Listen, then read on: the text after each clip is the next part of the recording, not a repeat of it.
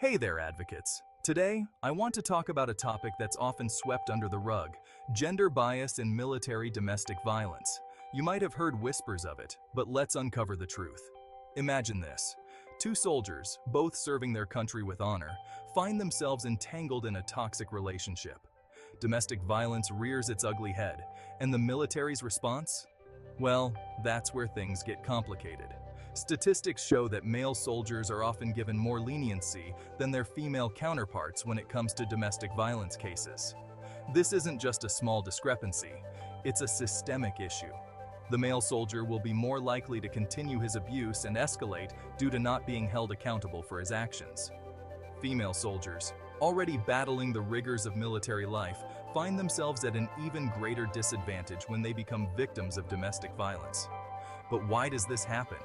It's rooted in deep-seated gender biases and the traditional views of masculinity and femininity within the military.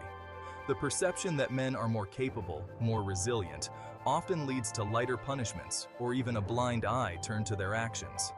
Meanwhile, female soldiers face harsher scrutiny and stiffer penalties. Studies show that with this inequality, the male soldier's abuse will escalate due to not enduring consequences. This disparity not only perpetuates the cycle of abuse, but also sends a disheartening message to the women who serve. They're told, implicitly or explicitly, that their experiences and suffering are less valid. But there's a silver lining. Organizations like VETMAST, Veterans Against Military Sexual Trauma, are stepping up to address this injustice. They're advocating for fair treatment, support, and justice for all victims of military domestic violence, regardless of gender. VETMAST works to provide a voice for those who've been silenced for too long. They're pushing for policy changes, demanding accountability, and fostering a community where every service member feels seen and heard. So, what can you do? First, educate yourself and others about the realities of gender bias in military domestic violence. Share stories, spread awareness, and challenge the stereotypes that allow this bias to persist. Second, support organizations like VETMAST. Whether it's through donations, volunteering, or simply amplifying their message, every bit helps.